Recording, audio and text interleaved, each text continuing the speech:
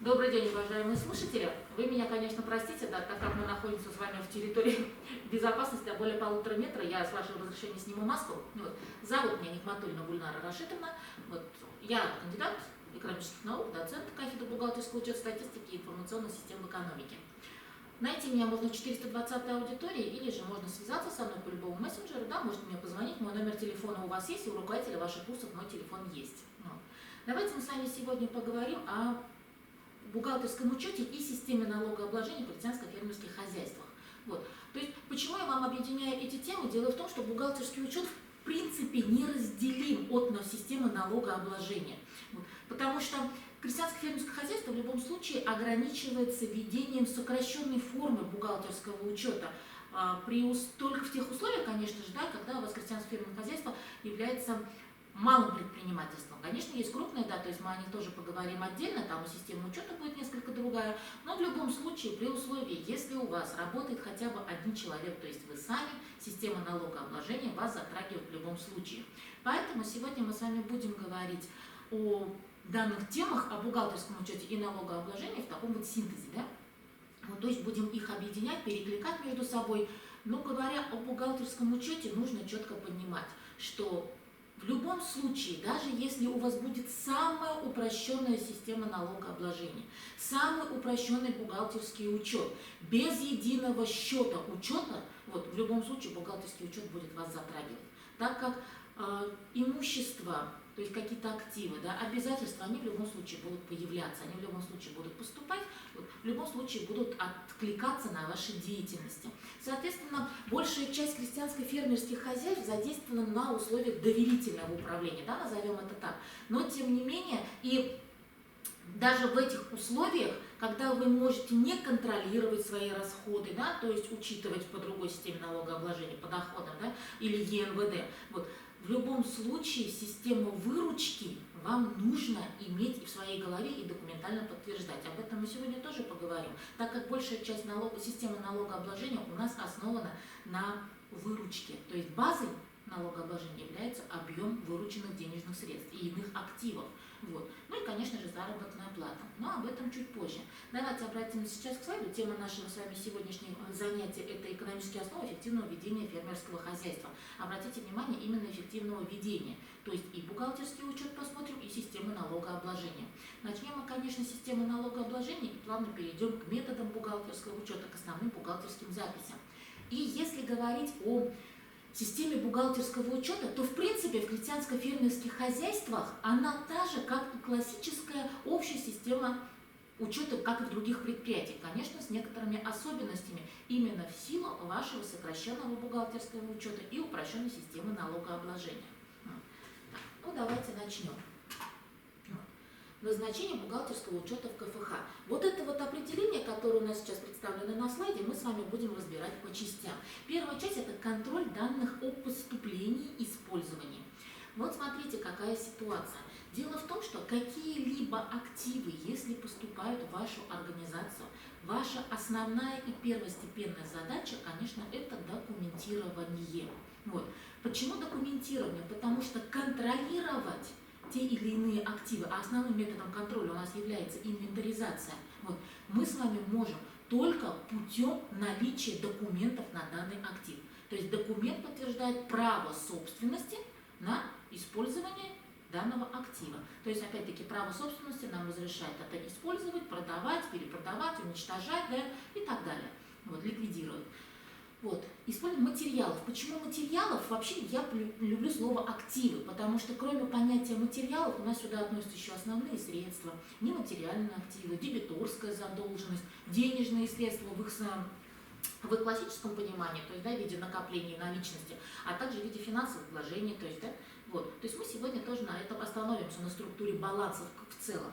Вот. Следующая часть данного определения и естественной убыли, то есть контроль естественной убыли. Нужно понимать, что вы работаете в сельском хозяйстве. Сельское хозяйство определяет объекты учета, которые подвергаются естественной убыли, то есть, например, зерно. Вот. Например, сыры, например, молоко. То есть есть в каждом виде продукции есть определенный процент естественной убыли. Вот. А об этих нормативных документах, в которых указаны данные проценты, данные нормы, вот мы говорим чуть-чуть позже. Вот. И вот этот процент естественной убыли тоже нужно учитывать, и необходимо их отражать в бухгалтерском учете. Называйте это как хотите. Да? Многие из вас скажут, что бухгалтерский учет, да, это не для нас, зачем, образования как такового нет. Дело в том, что учитывать это будете в любом случае, вот, называть просто будете по-другому. Но так или иначе, по своей сути, это и есть бухгалтерский учет. Вот. Так, естественная убыль затрат при получении продукции для определения себестоимости. Вот здесь вот очень интересно. Затрат при определении себестоимости. Сегодня мы с вами, когда будем говорить о методах бухгалтерского учета, мы подробно остановимся на калькуляции. Но сейчас я вам скажу о том, что все положения бухгалтерского учета, которые фигурируют в российском в нормативно-правовых актах бухгалтерского учета, определяют себестоимость по первоначальной стоимости. Вот. Первоначальной стоимостью того или иного актива или обязательства признается фактическая стоимость за минусом НДС. НДС тоже сегодня затронем, поэтому пока не будем подробно останавливаться. Но фактическая себестоимость представляет собой ряд затрат, непосредственно относящихся к приобретению или созданию актива или обязательства. То есть, например, стоимость по договору, таможенные пошлины, юридические консультационные услуги, затраты по доведению объекта до рабочего состояния, транспортировка непосредственно, допустим, если это замороженная рыба, да, или сыры требуют определенных каких-то контейнеров, да, упаковка и так далее, то есть непосредственно относящихся к созданию или приобретению. Вот так. Есть, конечно, часть расходов, которые мы не включаем в себестоимость приобретаемого актива или создаваемого актива. Они у нас признаются прочими расходами организации. То есть данный вид расходов мы называем ТЗР. Например, это расходы на выставку. Вот, допустим, вы презентуете свои продукты на выставке как вариант. Вот. Может быть, длительного хранения. Допустим, на таможне вот задержали ваш продукт, условно, да, предположим. Вот, соответственно, такие расходы, они не относятся на себестоимость. То есть увеличивать систему затрат они при этом не будут, производственную. Дальше. В большинстве случаев первичные данные в КФХ учитываются в количественном измерении. Вот сейчас мы с вами поговорим об измерителях. Дело в том, что в бухгалтерском учете у нас с вами присутствуют 3 вида измерителей. Вот. Первый, основной, так скажем, да, для первичного учета. Первичный учет – это тот учет, когда актив или обязательство появляется впервые, да, в предприятии и фиксируется в учете. Вот.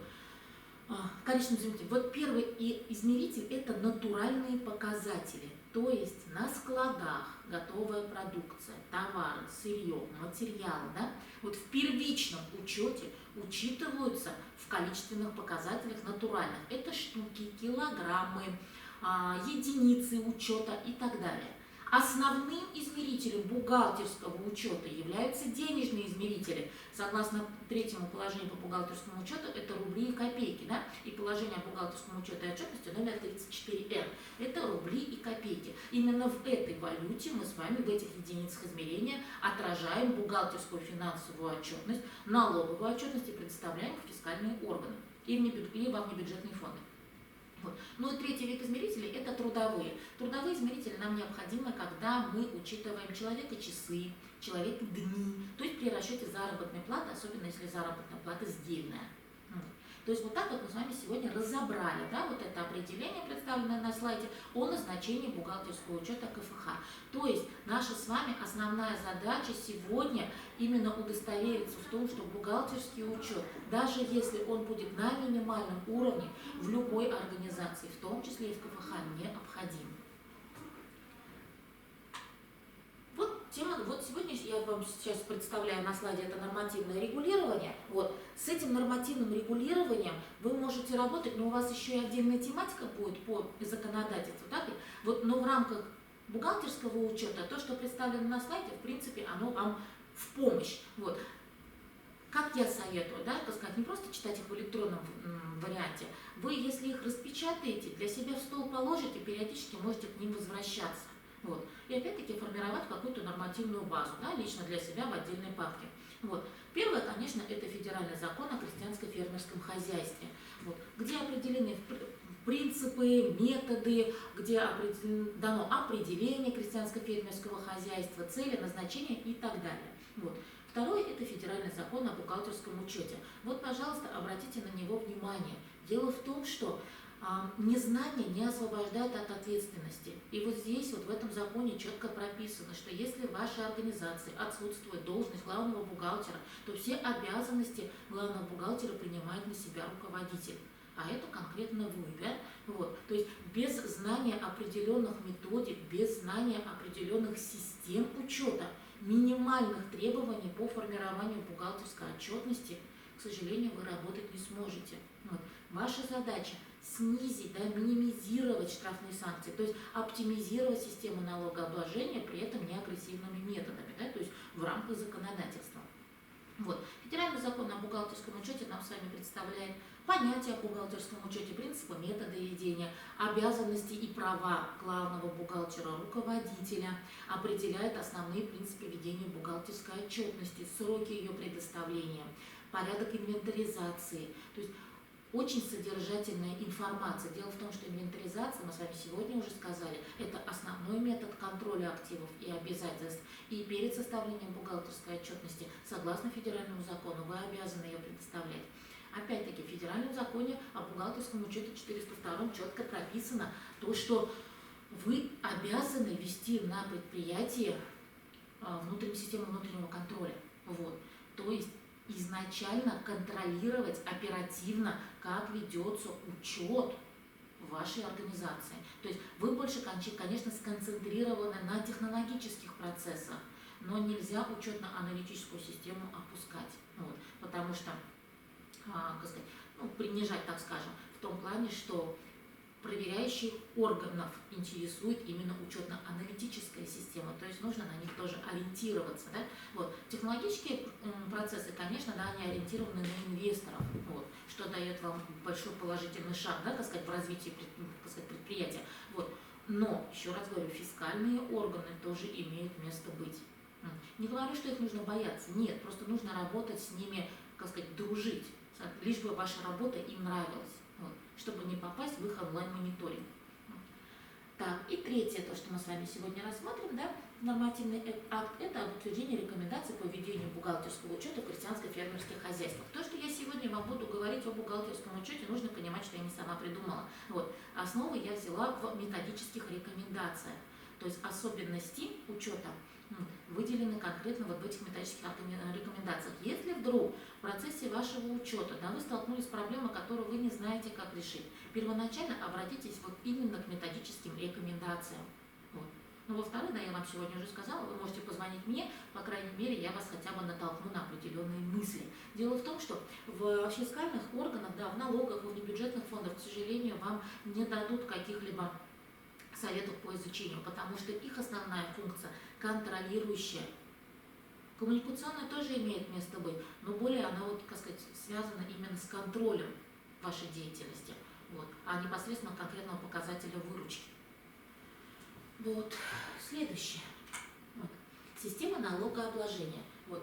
Опять-таки, вообще у нас есть огромное количество систем налогообложения, да, как говорится, они, конечно, делим мы их на 3, вот, но если раскрыть конкретно 36 главу Налогового кодекса, там у нас их даже 4, да, плюс еще общие и так далее. То есть, пожалуйста, простор для творчества есть, но нужно смотреть, что все-таки сидит в каждой системе внутри. Вот. Крестьянское фермерское хозяйство имеет возможность выбрать любую систему налогообложения. Если вы регистрируете свое предприятие, при этом не подаете заявление на выбор системы налогообложения, то вы по умолчанию садитесь на общую систему налогообложения. Общая система налогообложения предполагает уплату практически всех налогов, в зависимости от вашей деятельности, да, из второй части Налогового кодекса. То есть начиная с 21 главы и заканчивая 36. Вот. Все эти налоги будут ваши. Вот так. Поэтому перед тем, как открыть предприятие, необходимо изучить Налоговый кодекс, вторую главу. Первая глава у нас связана с правами и обязанностями, а вторая глава, она именно раскрывает каждый налог в отдельности. Вот. Нужно изучить вторую главу и выбрать себе удобную систему налогообложения, которая будет эффективно поддерживать вашу деятельность. Вот здесь мы с вами разделила вам на две части. Первая часть – это использование общей системы налогообращения, общей и упрощенной ЕСХН. Смотрите, общую систему налогообложения мы с вами уже сказали. Упрощенная система налогообложения – это, в принципе, классическая система налогообложения для всех организаций, не связанных с сельским хозяйством. Да? Это у нас могут быть доходы. И вторая система – это доходы минус расходы. Если вы выбираете систему дохода, мы сегодня об этом тоже поговорим, тогда у вас будет ставка 6%. Если вы выбираете доходы минус расходы, тогда 15%. Чаще всего меня спрашивают, какую систему удобнее выбрать. Вот здесь нужно четко рассчитать. То есть изначально, когда вы будете формировать бизнес-план, вы будете знать определенный объем выручки, соответственно, примерный также объем затрат. Вот. Если вы не можете контролировать свои расходы, то есть, например, большую часть расходов у вас осуществляется, допустим, с физическими лицами, да, которые вы достоверно не можете документировать. Такое тоже может быть. Вот. Тогда, конечно, лучше выбрать систему доходы. Вот. Опять-таки, если сделать расчет, на моей практике было такое, когда мы оптимизировали систему налогообложения, при четко выясненных выручке и себестоимости у нас система доходы была выгоднее.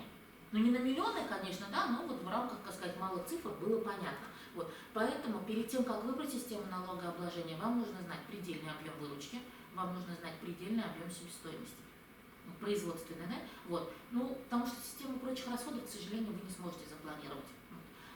Есть понятие оценочное обязательство, поэтому здесь вот плавающая система, поэтому вам нужно знать хотя бы примерный объем производственных затрат. И отсюда уже выбрать себе систему упрощенную либо доходы, либо доходы минус расходы. И следующая система, которая представлена здесь на слайде, это ЕСХН, единый сельскохозяйственный налог. Один из самых удобных налогов для ведения сельского хозяйства. Вот. Плюсы его мы сегодня рассмотрим, посмотрим прямо на примере. Вот. Эти слайды, они у вас есть, и этот пример вы для себя сможете дома рассмотреть, чтобы нам сегодня на лекции время на это не тратить. Единый сельскохозяйственный налог приспособлен именно для сельскохозяйственных организаций. Дело в том, что использовать данную систему могут только те организации, у которых объем выручки от продажи и производства сельскохозяйственной продукции составляет 70%.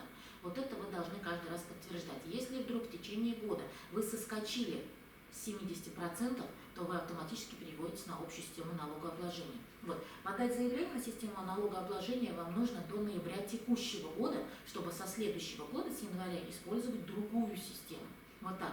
Но, смотрите, при любой системе налогообложения нужно знать, что у вас НДФЛ будет всегда, страховые взносы будут всегда. Если, конечно, у вас будет упрощенная система, тогда вы освобождаетесь от НДФЛ, но система,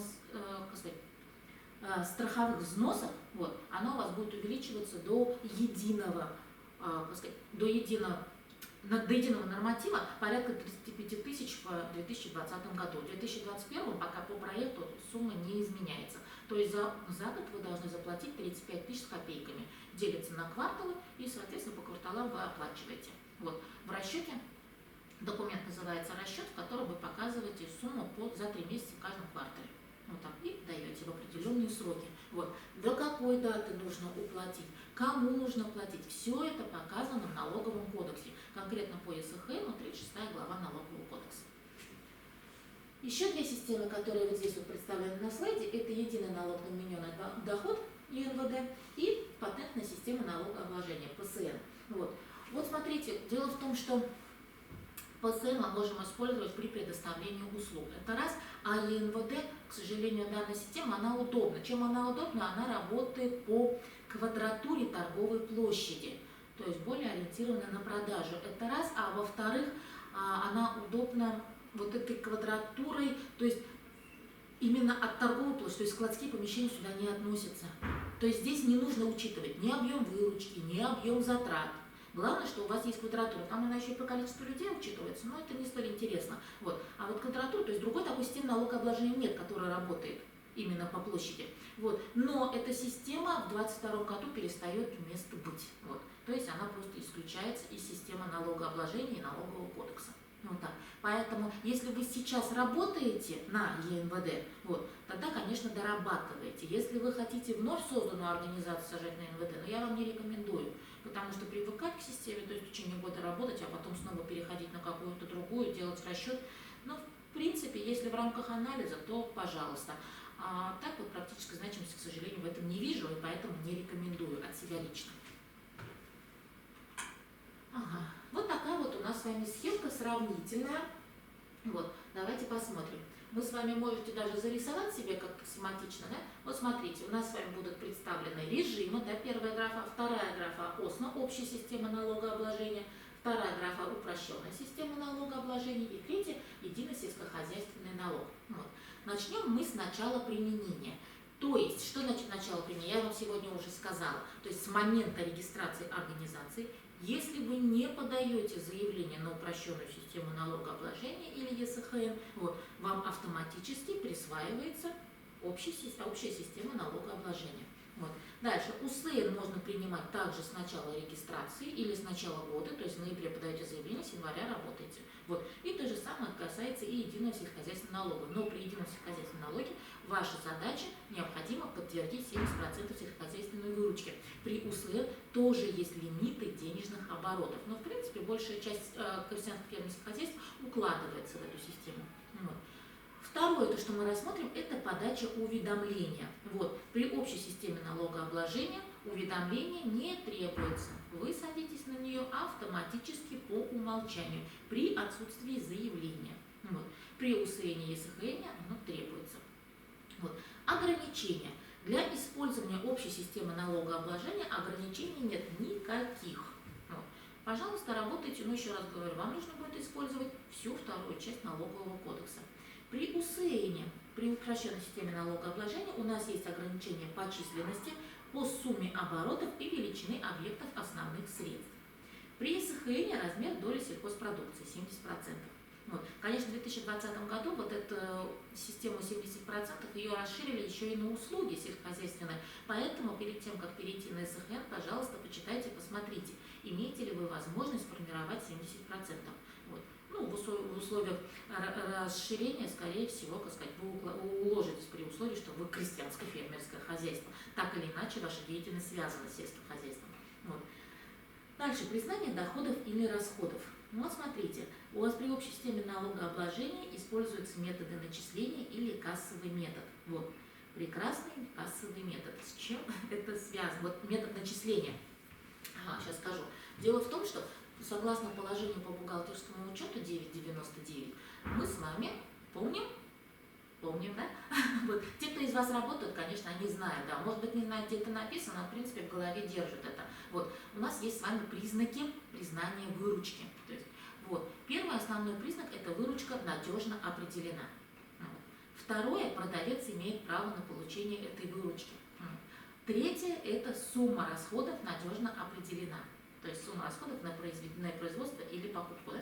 Вот. Дальше сумма затрат.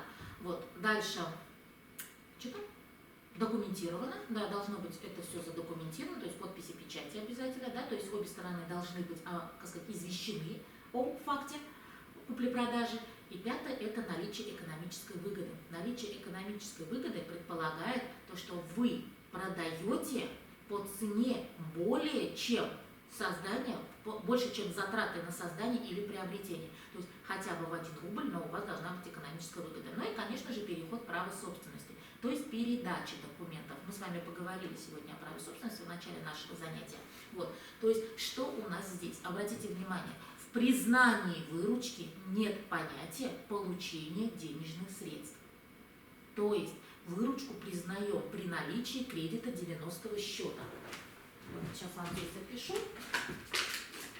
То есть как только у вас появляется бухгалтерская запись 62-90 субсчет 1, то есть как только появилась у вас выручка, субсчет 1 это выручка согласно плану счетов инструкции по его применению, вот, все, значит в данный момент выручка определена. Обратите внимание, что такой проводки, как 51,62, даже не предусмотрено. То есть ее может и не быть в принципе. Вот так. То есть вы выручку показали. Как только вы показываете выручку, сразу же, забегая вперед, вам скажу об НДСе. То есть объектом налоговой базы является объем выручки. То есть сразу же у нас возникает 90, субсчет 3, 68. Начислен НДС. Вот, при общей системе налогообложения, конечно. Вот. Но опять-таки, у нас есть хозяйственная организация, да, с прошлого года, могу наврать, по-моему, с прошлого года уже садятся на НДС от объема выручки. Вот.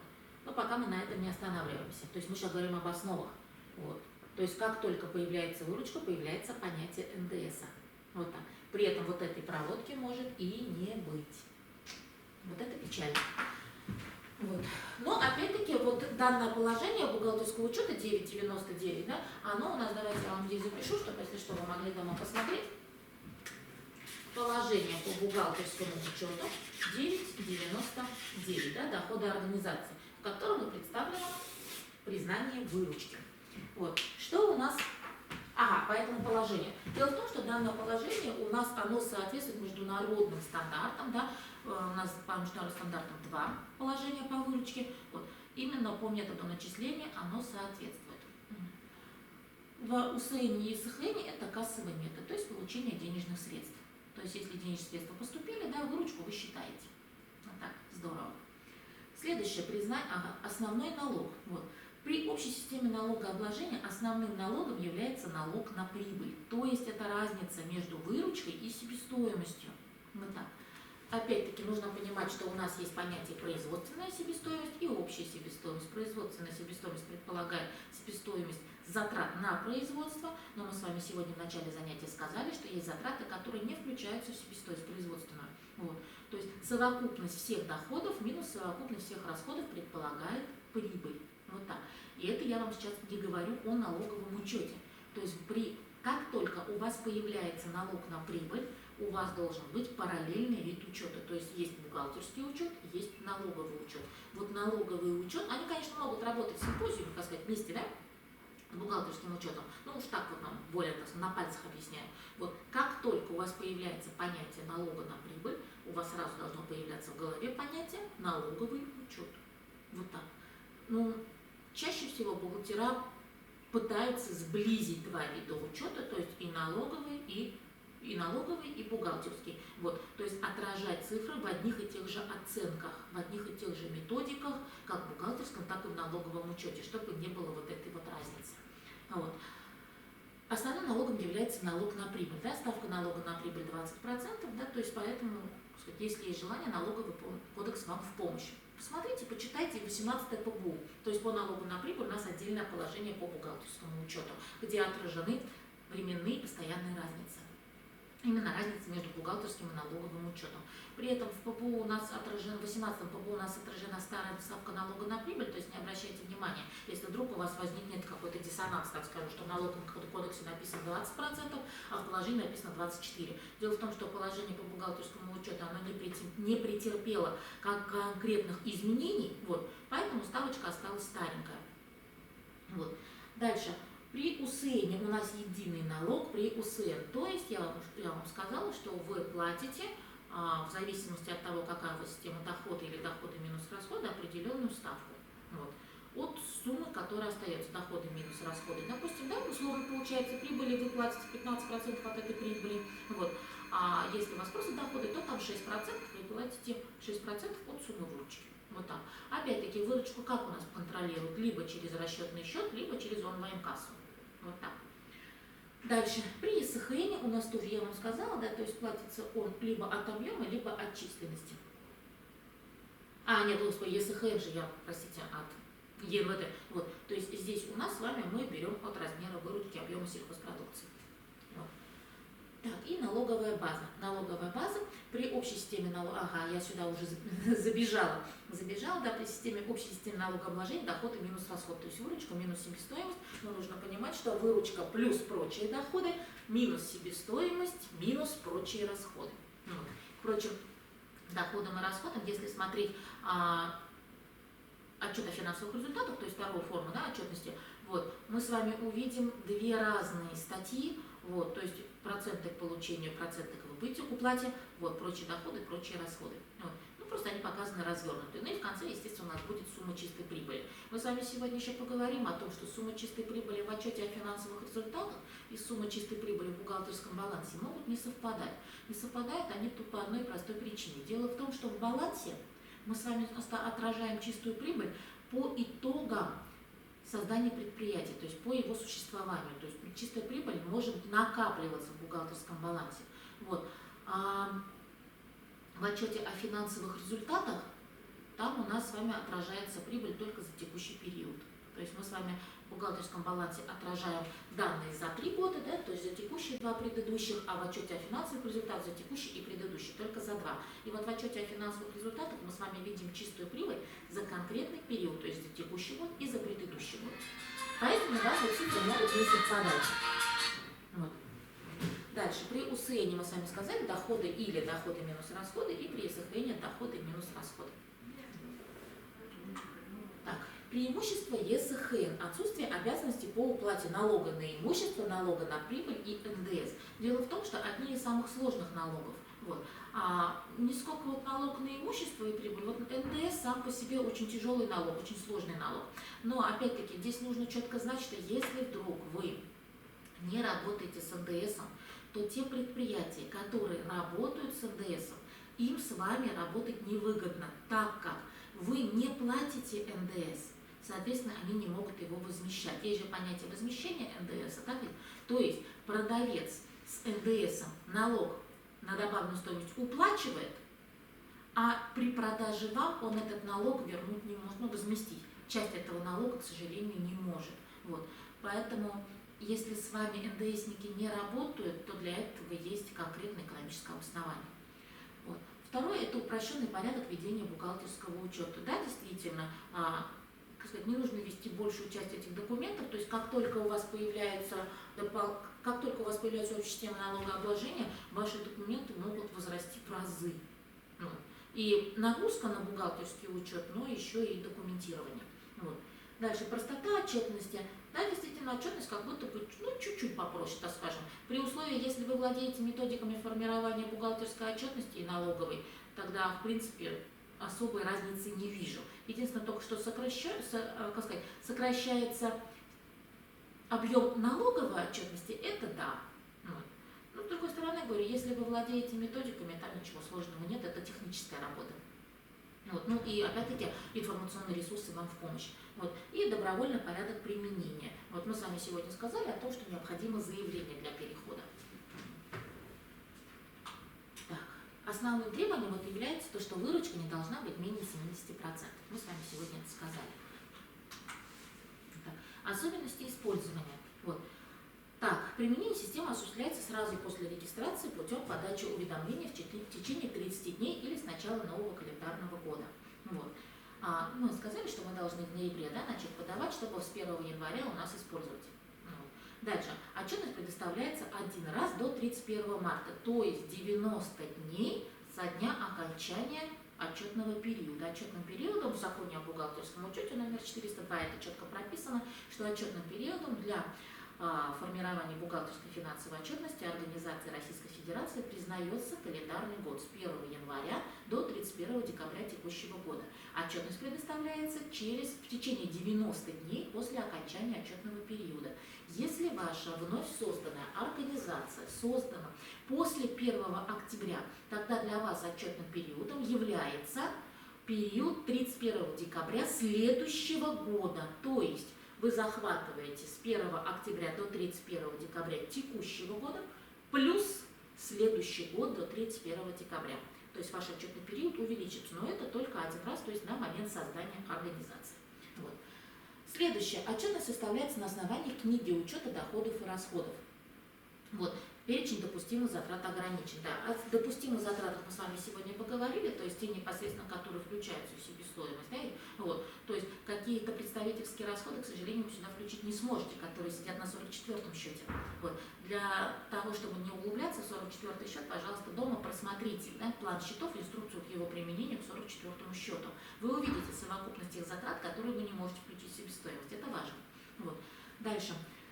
На основании книги учета доходов и расходов. То есть даже если у вас как такового учета нет, ваши доходы и расходы нужно учитывать только для того, чтобы осуществить верную систему налогообложения, чтобы ваша система учета соответствовала системе мониторинга налогового учета, потому что все ваши расчеты, которые у вас отражаются по онлайн-кассе, да, если вы работаете с физическими лицами, через расчетный счет, они все мониторятся налоговой. Вот. Все счета, фактуры, которые к вам приходят от других организаций, даже если вы с НДС не работаете, но счета, фактуры и накладные, они приходят, от этого никуда не деться.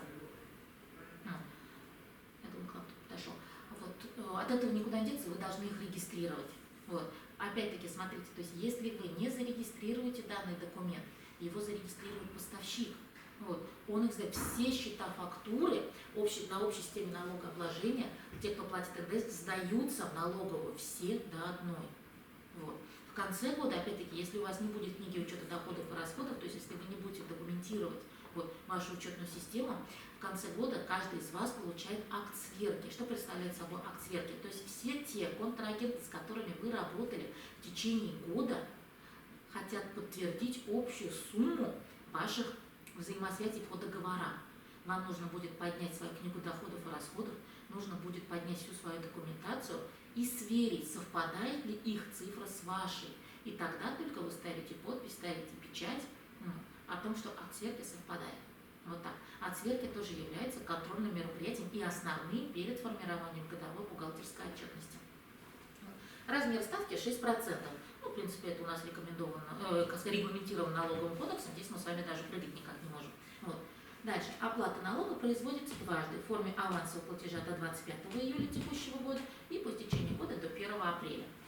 Но опять-таки у нас по всем налогам предусмотрены авансовые платежи, поэтому не вижу смысла здесь удивляться. Даже при условии, если у вас упрощенная система налогообложения, по страховым взносам, даже так вы все равно уплачиваете авансовые платежи в течение года, хотя общая сумма не более 35 тысяч с копейками, по сути, можно разово уплатить, но необходимо оплачивать авансовыми платежами. Так, вот он представлена формула расчета, то есть доходы минус расходы, и умножаем на ставку. Вот. То есть здесь есть льготные региональные какие-то программы, да, это относится у нас большей части к части Крыма и Севастополя и так далее. Говорят, что Республика Башкортостан тоже будет включена в определенный период в льготную систему налогообложения, но пока будем ждать. Вот. Речь идет о 2%. Да, сегодня уже задавали такие вопросы по поводу 2%, 0%, то есть пока мы только ждем. Проекты есть. Так, вот она наша с вами задача, про которую я вам говорила, вы ее дома просмотрите. Вот. В принципе, по вот этой методике вы и можете просчитать вашу систему. Вот. То есть, как это должно работать. Так. Что у нас здесь? Процедура контроля. Вот. Смотрите, если КФХ не представила декларацию по итогам года и не уплатила сумму в бюджет дополнительно к налогообложению, пене начисляется штраф в размере 20% от начисленной суммы. Ну да. Опять-таки, смотрите, где узнать про эти штрафы? Вот. То есть только мониторить нормативно-правовые акты. Вот так. То есть самообразование имеет место быть. Вам никто в налоговой, или там в бюджетных фондах вас контролировать на этот счет не будет. Это ваша конкретная задача. Дальше. Предприятия, получившие убыток по итогам года при отсутствии отчетности, штрафуются за несвоевременную подачу декларации. Вот знаете как, пусть оно будет неправильно, но вовремя. Но опять-таки у нас сайт налог.ру предоставляет налогтест.ру, да, где вы можете протестировать вашу отчетность. И вам уже система покажет, правильно вы сформировали отчетность или нет. Вот. Но опять-таки, главное сдать, чтобы в налоговой было видно, что вы сдавали. Если неправильно, потом такого, конечно, сейчас понятия нет, да, но сдаем уточненку. Вот. Самого понятия нет, а система есть. Вот. Поэтому вы можете, так сказать, дополнительно сдать, пересдать, так скажем. Вот. Дальше. В случае превышения ограничений по доле сельхозпродукции или численности КФХ автоматически утрачивает право, и данной организации присваивается общая система налогообложения. Мы сегодня вам это сказали, но я вам это сегодня повторю еще не один раз. Пожалуйста, контролируйте и мониторьте. Опять-таки здесь без учета, никак. Вот. Поэтому главное среди года не соскочить. системы единого сельскохозяйственного налога. Мгм. Вот теперь мы с вами переходим непосредственно к учету. Мы сейчас с вами общую систему налогообложения рассмотрели, перейдем с вами к учету. Вот смотрите, учет имущества земельных участков КФХ. Учетные данные ведутся в интересах собственника. Вот в принципе только во всех коммерческих организациях так оно и есть. То есть коммерческую организацию отличает именно нацеленность на прибыль. Ваша задача получить прибыль. Следующее. В случае применения любого из специальных режимов освобождается от уплаты налога неимущество и не имеет обязанности учета данных в отдельных регистрах. То есть налог на имущество, вы не предполагаете его учет и не ведете его в данных бухгалтерского учета. Но опять-таки у вас документы, подтверждающие право собственности на то или иное имущество, естественно, должны быть. Так? Потому что, смотрите, если будут осуществлены факты хищения, как вы будете их подтверждать? Вот. Это говорю, без бухгалтерского учета, называйте его как хотите, но, к сожалению, без бухгалтерского учета невозможно вести профессиональную деятельность, производственную деятельность. Дальше. Хозяйство самостоятельно определяет перечень используемых форм внутреннего учета. Вот. Что значит самостоятельно? То есть они есть рекомендованные. Чем самому придумывать велосипед, можно посмотреть в рекомендованные формы и работать с ними. Грубо говоря, легко и просто. Уже все придумано до нас. И оно придумано именно в той адаптированной системе, так сказать, что можете добавить себе какую-то графу, можете добавить себе какую-то строку, да, можете добавить себе какой-то дополнительный расчетный лист. Никто не запрещает.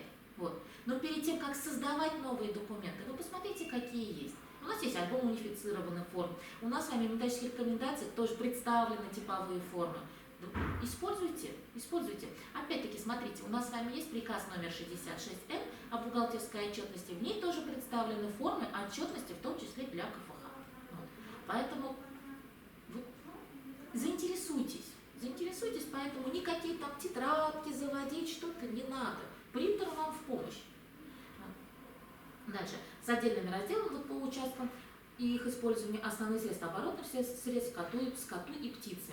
Вот скоту и птицу здесь выделено отдельно, да, хотя у нас скот, если он продуктивный, у нас относится к объектам основных средств, если это молодняк, то относится к оборотным активам. Вот. То есть почему? Потому что молодняк себе собирает только затраты. То есть как только наш с вами молодняк начинает плодоносить, то есть, допустим, это относится и к скоту, и относится к плодоносящим деревьям. То есть как только начинает приносить доход, мы его переводим из состава оборотных средств в основные. Вот. Мы сегодня с вами поговорим о балансе, когда будем рассматривать методы учета, мы с вами вспомним, из вашей учебной деятельности наверняка, у кого-то может быть и из практической, для кого-то может быть это будет в новинку, структуру бухгалтерского баланса, о том, как разделять те или иные объекты учета, вот, чем они отличаются, каковы критерии признания и так далее. То есть вам сейчас вам просто тезисно объяснила именно, как работать с молодняком и плодоносящими продуктивным скотом или плодоносящими насаждениями. Вот. То есть разница есть. Вот так. То есть еще раз говорю, в оборотных активах мы собираем только те объекты, которые требуют затрат. То есть это не плодоносящие насаждения и молодняк животных, которых мы просто кормим, вкладываем, не вкладываем, а результата как такового нет. То есть, по сути, дети, они требуют затрат. А в перспективе уже, при достижении определенного возраста они начинают приносить доход. То есть работоспособный возраст, допустим, плодоносящий возраст и так далее. Так. К имуществу что относится? Опять-таки, здесь имеется в виду, смотрите, бухгалтерский баланс у нас состоит из двух частей. Это актив и пассив. Актив – это все имущество, принадлежащее организации. Само по себе имущество делится на две части. Это внеоборотные активы и оборотные активы. Что значит внеоборотные активы? То есть те активы, стоимость которых распределяется на несколько технологических процессов. Вот как раз у вас на слайде здесь и представлены именно внеоборотные активы. Написано, относятся к имуществу. Не совсем к имуществу. Данное я списала, конечно, из методических указаний. Да? То есть обратите внимание, к имуществу относятся земельные участки. Вот земельный участок относится к нескольким оборотам? Ну, конечно, относится. Да? Ведь, то есть на одном земельном участке мы можем несколько лет выращивать, на протяжении эксплуатации данного участка будем выращивать то или иную, так сказать, культуру. Да? Ну или, допустим, сенокос, там, да, ну что, хоть что. Вот. Второе, многолетнее насаждение на участках. Дальше, сооружение. Вот, опять-таки, сооружение имеется в виду как и управленческого характера, так и производственного. Вот. Оборудование, техника, транспортные средства, инвентарь имеется в виду производственный. Вот. Скот продуктивный и рабочий на выращивание и откорме. Вот смотрите, и откорме, вот выращивание и откорме, то есть здесь зацепили понятие оборотных активов в составе запаса. Вот. Для организации ведения бухгалтерского учета КФХ осуществляется следующее. Это самостоятельно устанавливают форму бухгалтерской работы. Ну, в КФХ чаще всего предусмотрен только один бухгалтер. Чаще всего этот бухгалтер и руководитель. Но наиболее, так сказать, простая форма, да, если вы не хотите связываться с бухгалтерским учетом, это аутсорсинг. То есть вывод бухгалтерского учета на сторону. То есть, и, соответственно, аутсорсинговая фирма, да, или это будет одно лицо, вот, несет ответственность за ведение вашей деятельности, за бухгалтерский учет в целом. Соответственно, если будут какие-то штрафы, там, неуплаты и так далее, по вине непосредственно аутсорсинговой компании, соответственно, ответственность тоже будут нести они. Вот так. Допустим, неуплата по вине того, что у вас на расчетном счете денег нет, конечно, это к ним не относится, это относится непосредственно к вам. Вот. Но будет заключен договор, и в этом договоре будут прописаны как сказать, обязательства и права. Вот. Второе, это определяет формы и методы бухгалтерского учета, технологии обработки учетной информации. Ну, одна из самых простых систем налогообложения, конечно, это автоматизированная система. Да? То есть для работы в автоматизированной системе бытует такое распространенное мнение, что не нужно знать бухгалтерский учет. Ну, в принципе, конечно, да, в условиях КФХ это да. То есть все-таки вы мало, так сказать, небольшие предприятия, если предприятие большое, если в предприятии, как сказать, большое количество работников, вот, к сожалению, здесь, конечно, нужно знать хотя бы азы и основы бухгалтерского учета, хотя бы на уровне курса повышения квалификации. Для обеспечения достоверного бухгалтерского учета, достоверного оперативного бухгалтерского учета. Вот. Следующее. Вот это обеспечивает применение установленных правил ведения бухгалтерского учета, в том числе порядка документирования. То есть все документы, которые вы формируете, вы должны формировать в соответствии с требованием, особенно те документы, которые у вас выходят из организации. То есть самостоятельно, у вас есть возможность самостоятельно разрабатывать те или иные документы, но эти документы вы можете использовать только внутри организации. Вы не имеете права изменять, допустим, счета фактуры, накладные, потому что с ними работают другие организации. Вот. То есть это единая форма документов. Универсальные передаточные документы и так далее. Вот.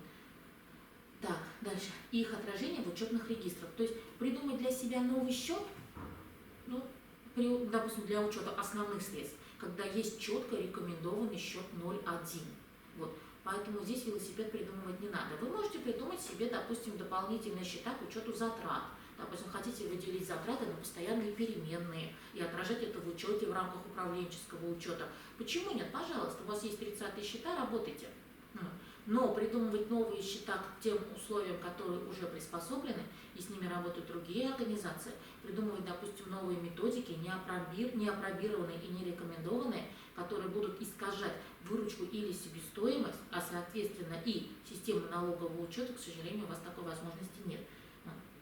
Дальше. Оценки имущества. Да, то есть у нас в положении по бухгалтерскому учету прописан каждый вид каналов поступления, то есть вне зависимости от того, как у вас появился данный вид актива, то есть вы его создали, вы его купили, вы его нашли, вы его получили в оперативное управление, вы этот актив получили в счет вклада в уставный капитал. Для каждого из этих видов есть своя система оценки, то есть по какой стоимости вы должны оприходовать его в бухгалтерском учете. Вот эти вещи нужно знать. Для вас, да, они новые. Вот. Может быть, многие из вас, так сказать, не получали еще в дар, например, объекты основных средств. Вот. И всегда привыкли работать по сумме из договора. А когда вы получаете объект основного средства или иного актива в дар, к сожалению, вы не можете данный объект оприходовать по документам, потому что их нет. Вот. Соответственно, откуда? Положение по бухгалтерскому учету. пожалуйста, вот пусть это будет вашей настольной книгой. Любой вопрос можно решить. Дело в том, что бухгалтерский учет в Российской Федерации регламентирован. Вот. У нас нет шаг влево, шаг вправо. У нас все прописано. То есть главное знать, где это написано. Вот. И инвентаризация. Вот оценки имущества хозяйственных операций и инвентаризация. Про инвентаризацию мы с вами уже начали говорить. Дело в том, что инвентаризация у нас должна проводиться в обязательном порядке перед составлением бухгалтерской финансовой отчетности. Что такое инвентаризация? Это фактическая сверка наличия имущества и обязательств данными бухгалтерского учета. Вот. То есть это основной вид контроля, соответственно, фальсификация данных инвентаризации не может быть. Вот. Инвентаризация всегда проводится в присутствии материально ответственного лица. То есть у вас всегда на любой вид актива или обязательства должно быть материально ответственное лицо. То есть, смотрите, бывают такие ситуации, это частные случаи, да, когда материально ответственное лицо по факту не определено. Например, не вышел на работу, да, или, допустим, уехал без уведомления, без увольнения. Да. Перед увольнением мы всегда делаем инвентаризацию. Вот, перед отпуском делаем инвентаризацию. Или, допустим, работник умер, такое тоже может быть. Инвентаризация не проведена, и в его присутствии проведена не может быть. В любом случае, факты инвентаризации мы списываем на материально ответственное лицо.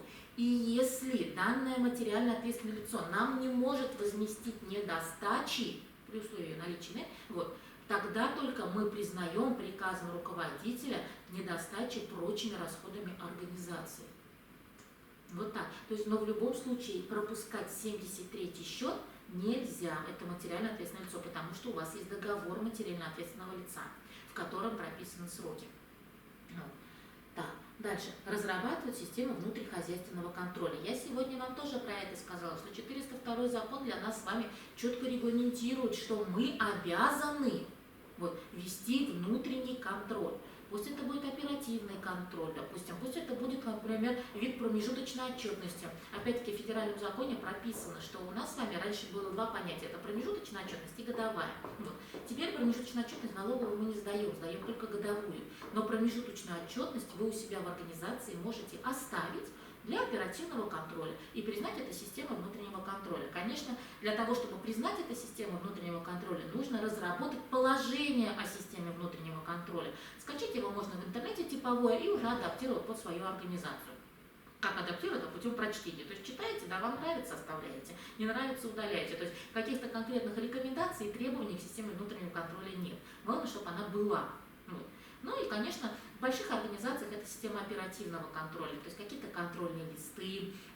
То есть, опять-таки, систему внутреннего контроля можно внедрять не только по кварталам, допустим, за неделю, за день отчетность и так далее. Вот крупная организация, например, да, вот ООО «Питон», у них бухгалтерия сдает отчет о проделанной работе каждый день. Ну вот так вот, сдает главный бухгалтер проверяет. И, соответственно, после этого главный бухгалтер передает начальнику подразделения. Вот. И если есть вопрос, еще нужно подавать уточненки. Потому что такой объем работы. В вашем случае, да, КФХ, если оно небольшое, в принципе, по квартальной системы контроля будет вполне достаточно. Дальше.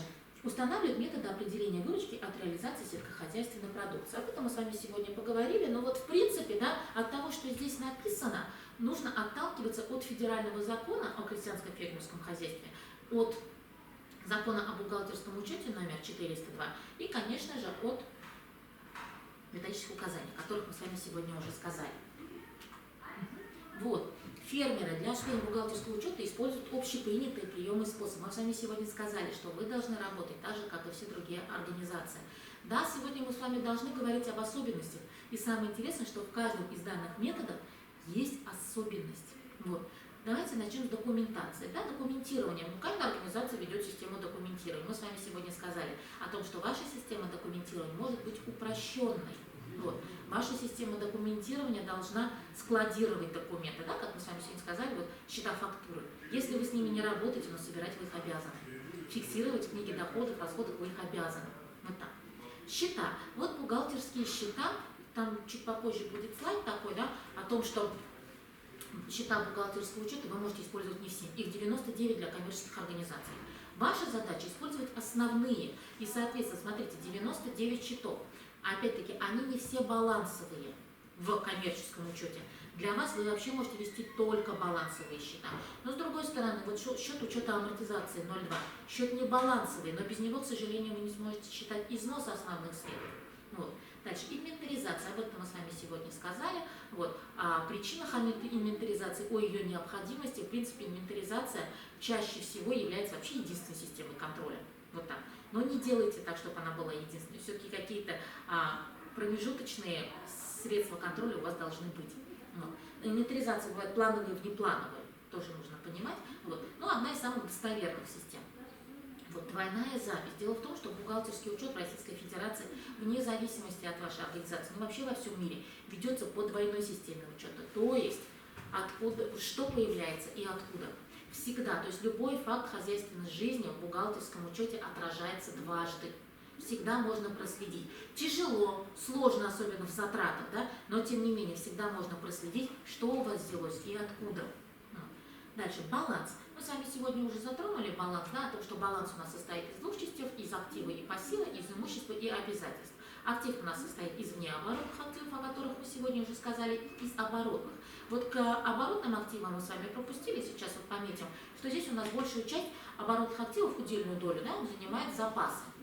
К запасам у нас относятся сырье, материалы, животные на выращивание и откорме, остатки незавершенного производства на счете 20, да? Вот. Потом здесь у нас расходы будущих периодов, то есть это расходы, допустим, на рекламу, расходы на аренду, расходы телефонной связи, то есть невозвратные расходы. Вот.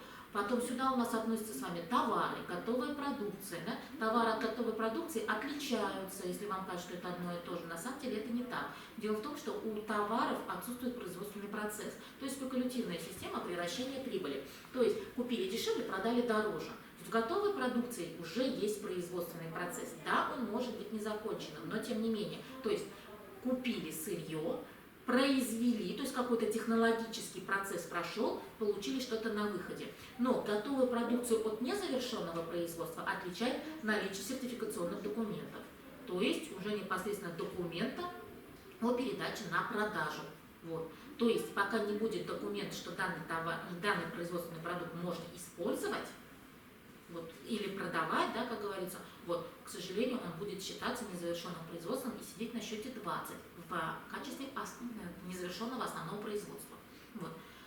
Дальше, баланс не закончили. Теперь в пассивы давайте посмотрим. Пассивы у нас состоят из трех частей, то есть обязательства, источники нашего имущества из трех частей, но на самом деле из двух основных, то есть из собственных источников и заемных. Вот собственные источники, у нас с вами там уставный капитал, по большому счету, сидит переоценка и нераспределенная прибыль. То есть это результаты работы за весь период существования организации. А вторая часть, вот она как раз состоит из двух частей. Это долгосрочные обязательства и краткосрочные обязательства. Данные виды обязательства, они у нас отличаются по системе погашения. То есть краткосрочным признаются обязательства с погашением до 12 месяцев, долгосрочными признаются обязательства с погашением более 12 месяцев, более одного календарного года. Вот. К краткосрочным обязательствам у нас с вами всегда относится задолженность по заработной плате, задолженность перед небюджетными фондами, по налогам и сборам, по коммунальным услугам. То есть вот так. Но опять-таки нужно понимать, что из краткосрочной задолженности мы всегда можем сделать долгосрочную. Не для всех видов, да, которые перечислены, для них, конечно, нельзя. Вот. Ну, то есть пролонгировать задолженность можно с контрагентами. Вот. Дальше. И последнее, что мы с вами сегодня рассмотрим, это нет, еще уже оценка осталась. Оценка. То есть я вам сегодня уже сказала, что любой вид актива или обязательства, когда он появляется в организации, мы обязаны оприходовать в бухгалтерском учете. Пока на него не появится документ, в документе не будет указан денежный измеритель, вот, мы не можем посадить его на бухгалтерский учет. Дело в том, что пока у вас не будет в бухгалтерском учете, вы не можете признать его своим. То есть на правах собственности, то есть любой актив или обязательство должно иметь документ. Только тогда мы сажаем его на бухгалтерский учет. Только тогда мы можем предъявлять требования на него в условиях хищения или недостачи, или порчи. Вот так.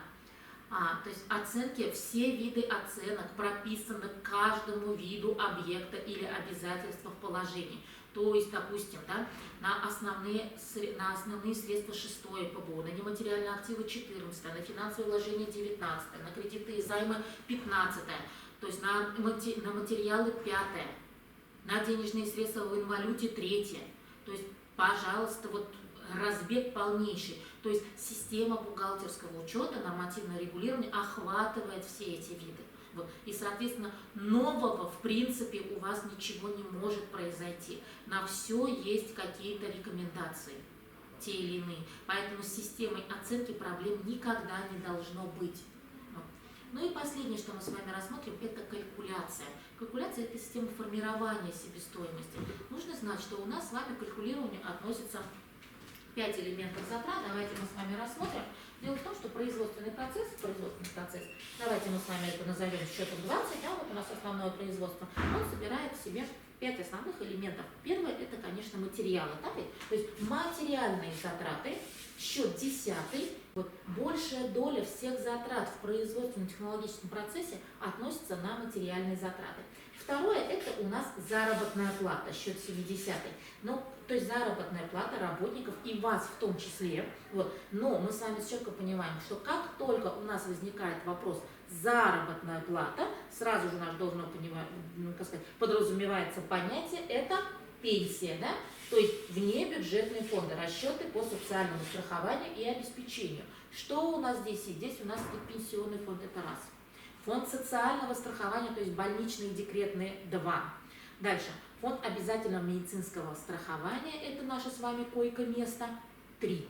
Вот. То есть вы обязаны, согласно законодательству Российской Федерации, согласно 23 главе Налогового кодекса, согласно 34 главе Налогового кодекса страховых взносов, вы обязаны обеспечить вашим работникам социальную защиту. И эта система, смотрите, социальная защита у нас относится к основному продукту, то есть вы включаете ее в себестоимость производимого продукта. То есть не надо думать, что вы за счет собственных средств это делаете. Нет. Посмотрите, вот это у нас по сути дебет. Вот, то есть в производство включается, в производимый продукт, в стоимость производимого продукта мы включаем материалы, логично, заработную плату работников, занятых производством данной продукции, логично, и социальные отчисления на них. Также сюда у нас включается счет 0,2. Это амортизация, то есть с помощью каких объектов основных средств создается тот или иной товар, работа, услуги.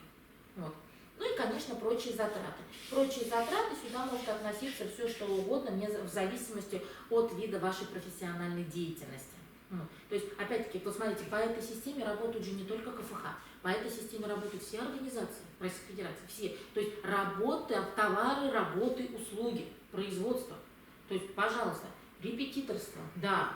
Потом производство сельхозпродукции, да, производство промтоваров, да, воспитательные, там, я не знаю, как сказать, с целью получения прибыли, да. То есть вот они наши с вами 5 основных элементов затрат. Материальные, оплата труда с социальными отчислениями, амортизация, прочее. И потом уже из производства, как только мы соберем всю совокупность затрат по элементам, у нас с вами выходит готовая продукция, счет номер 43. Заметьте, не 41, так как у нас есть производственный процесс.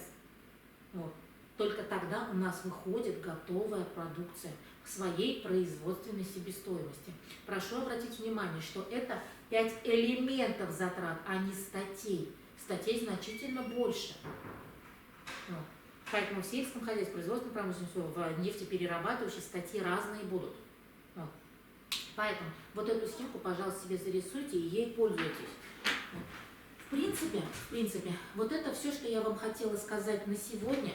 Если у вас есть ко мне какие-то вопросы, дополнения, вы что-то недопоняли, что-то не увидели, что-то вам кажется интереснее, хотелось бы изучить поглубже, вот, вы в любой момент можете мне написать в мессенджере, вы мне можете позвонить, вы можете ко мне подойти в 420 аудиторию, мы с вами разберемся, посмотрим, сделаем ссылки на нормативные документы, да, где это как прописано. Вот. Поэтому не стесняйтесь спрашивать. Вы для этого сюда пришли, в конце концов, школа фермера предполагает, да, процесс обучения.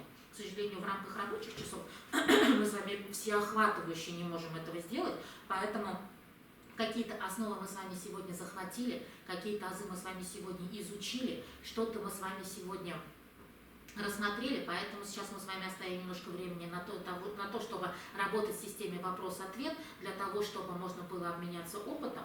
вот, чтобы задать какие-то вопросы, которые, может быть, интересуют всех. Вот. Но, в принципе, на этом наша с вами лекция закончена. Давайте перейдем с вами к практической части беседы. Вот. Спасибо вам большое, было очень приятно. Так, давайте теперь перейдем к практической.